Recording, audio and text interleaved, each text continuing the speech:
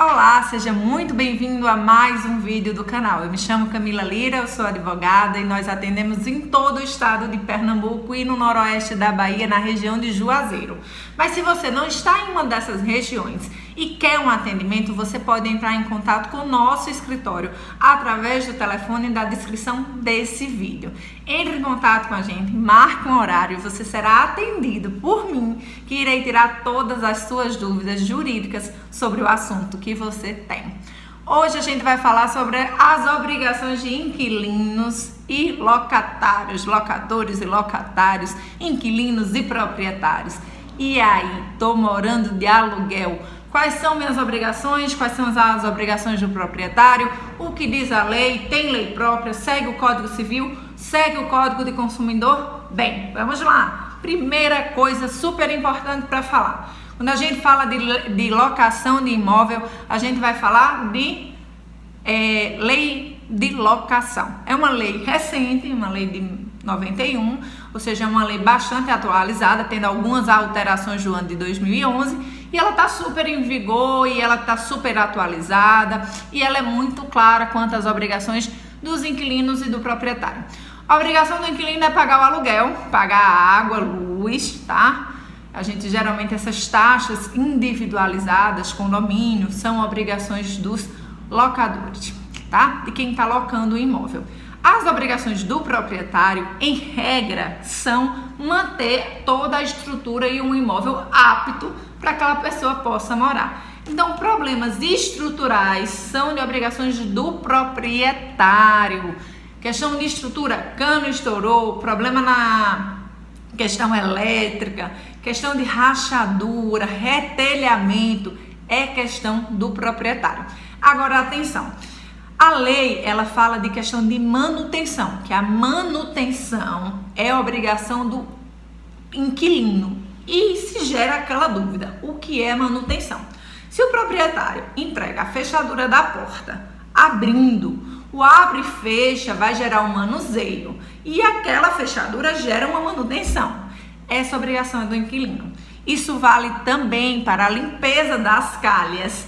Calhas, pessoal, é o escoamento da água, tá?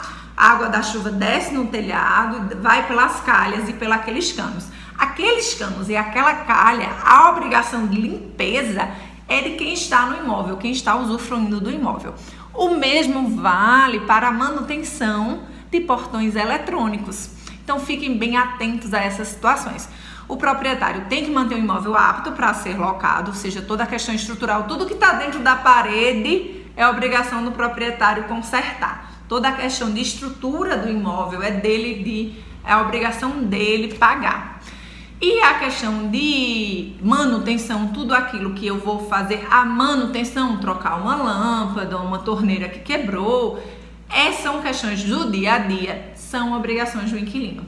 É importante ter um termo de vistoria e fotos, porque em regra a lei diz que o inquilino deve deixar o imóvel no estado que se encontrou. Só que claro que há algumas exceções. Por exemplo, eu encontrei uma parede limpa, pintada, houve uma infiltração.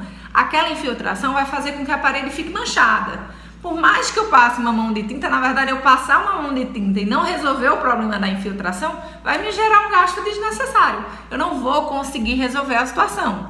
Se o proprietário do imóvel não quiser resolver o problema da rachadura, da infiltração, não vai ter como eu entregar o imóvel no estado que eu encontrei. A lei fala no artigo 3º, o imóvel deve ser entregue no estado que foi entregue. Só que vai haver algumas exceções. Eu não posso deixar, às vezes, o imóvel no estado que foi entregue, porque o proprietário, por sua vez, não fez sua parte em consertar alguma estrutura que era de obrigação dele, tá bom? Outra coisa, quebrou uma porta, a porta de madeira se rompeu, quebrou. Aí é obrigação também do inquilino. Outra dúvida muito frequente é a questão de controle de pragas, tá? A manutenção do imóvel também cabe ao inquilino. Então, esse controle de pragas deve ser feita pelo inquilino. Agora, a situação hipotética. Eu cheguei no imóvel e a porta já estava com cupim, e a porta, com o passar do tempo, o cupim foi tomando a porta. se deve se chegar num acordo ou, no mínimo, o proprietário pagar, porque o cupim já existia, a praga já existia antes do inquilino chegar no imóvel. Então é muito importante vocês ficarem atentos à vistoria. Eu sei que a gente fica empolgado na hora de alugar o imóvel, quer se mudar logo, às vezes a urgência de chegar num local novo, mas tem que ficar atento e tirar essas fotos, se torna muito interessante. Outra coisa, pegou o imóvel limpo, tem que entregar limpo. Porque muitas vezes as imobiliárias e os proprietários gastam para lavar o imóvel e entregar o imóvel lavado.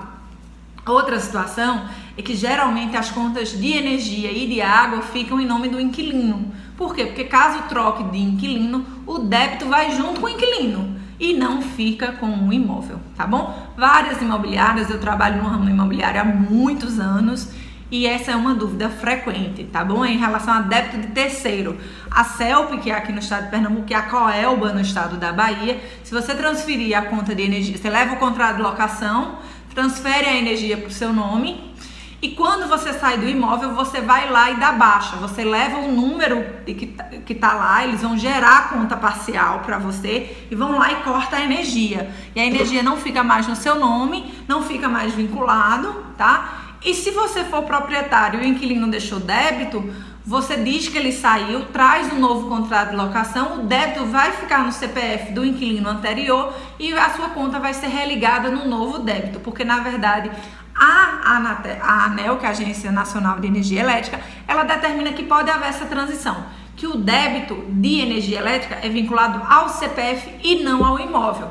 No estado de Pernambuco, a Compesa, que é a Companhia de Abastecimento de Água, existe uma resistência grande para essa troca de titularidade, porque ela diz que a conta é do imóvel e não do inquilino. Mas existem decisões judiciais do estado de Pernambuco transferindo o débito para o usuário e não para o imóvel. Outra questão muito polêmica é a questão do IPTU e a questão do condomínio. É obrigação de quem? Bem, IPTU, a lei diz que é do proprietário, mas diz também que se as partes acordarem que seja de obrigação do inquilino, vai ser a obrigação do inquilino. Os contratos, em regra, diz que é a obrigação do inquilino mesmo, tá? O que, sinceramente, eu particularmente acho justo, porque o IPTU é um imposto anual e ele paga-se todos os anos. E se o inquilino passar 3 meses, ele paga proporcional àqueles 3 meses que ele passou. Se ele passar 1 ano, ele paga os 12 meses. Então é um imposto anual. Eu sinceramente acho justo que seja pago pelo inquilino. Mas a lei diz, ó, é do proprietário, salvo se as partes acordarem o contrário. Geralmente se acorda o contrário. Em relação a condomínio, pessoal, IPTU. Condomínio é a mesma coisa. Obrigação do proprietário, salvo as partes acordem o contrário.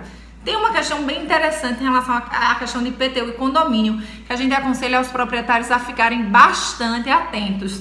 Condomínio e IPTU recaem sobre o imóvel. Então, se você não pagar o IPTU e o condomínio, eles podem executar o próprio imóvel e podem tomar o próprio imóvel de vocês.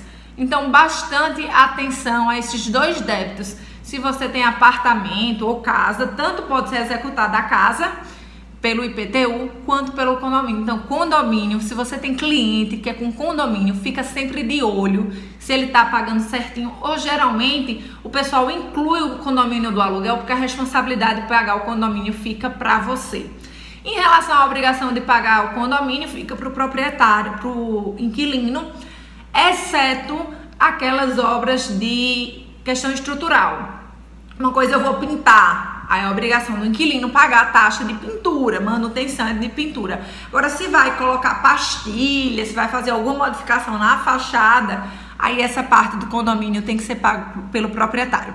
Nós atendemos online por todo o Brasil. Pernambuco nós atendemos pessoalmente, atendimento presencial. Se tiver alguma dúvida, pode deixar um comentário, pode mandar uma mensagem pelo WhatsApp, pode mandar um e-mail. A gente tem todos os meios de comunicação para vocês entrarem em contato com a gente. Nós, do escritório, prestamos serviços a imobiliárias também de consultoria. Então, se você é desse ramo, está no estado de Pernambuco, está no estado da Bahia, nós também fazemos essa consultoria há mais de 10 anos, temos experiência há mais de 10 anos na área, nessa consultoria da área imobiliária.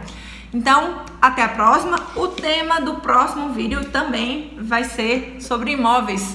Vai ser Eu posso comprar imóvel de herdeiros?